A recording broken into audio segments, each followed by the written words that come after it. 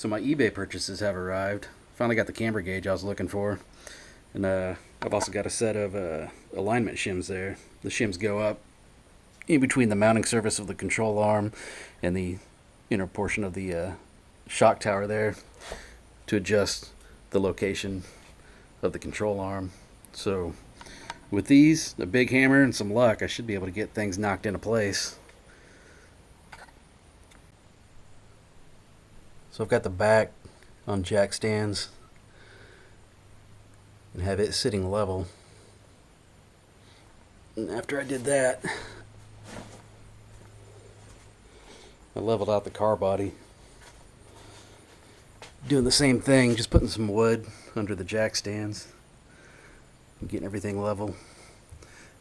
As you can tell by that high precision measuring device there. Should be close enough though.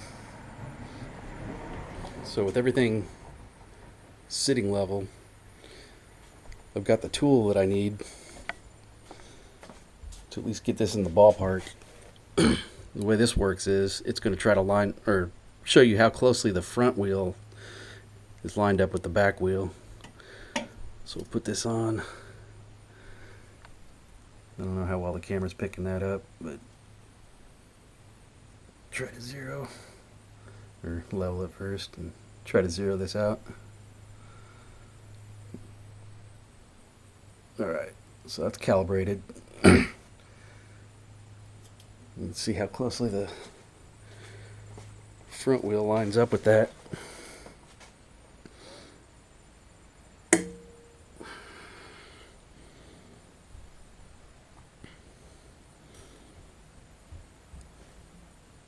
And according to this,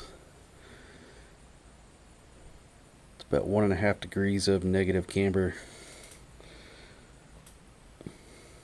which isn't bad.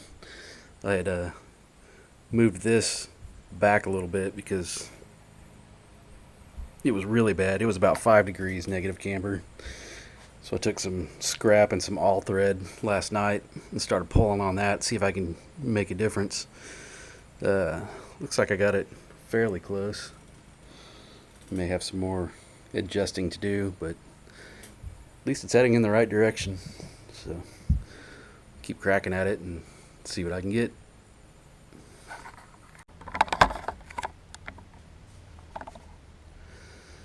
Alright, so I got this side showing pretty close to zero.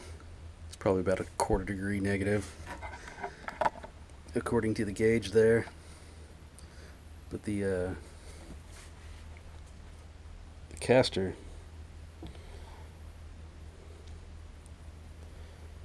let's see if I can get that straight.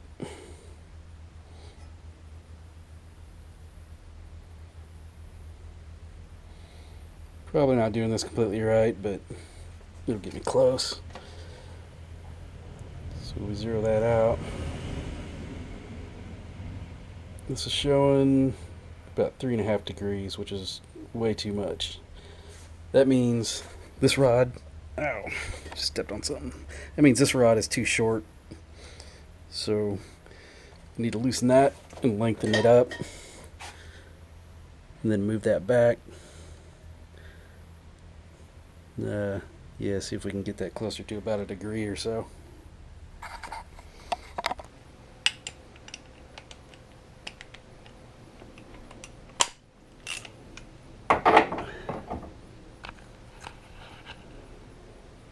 Trying out the head camera,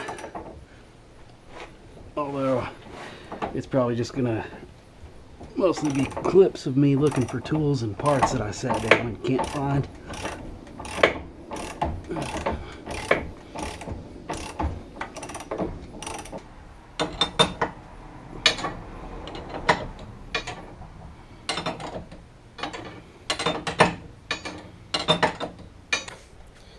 So after messing with this thing for a little while, I've got about 1.25 degree of positive camber and about 1/4 degree of, I've got 1.25 positive caster and about, would have been about 1/4 degree of negative camber.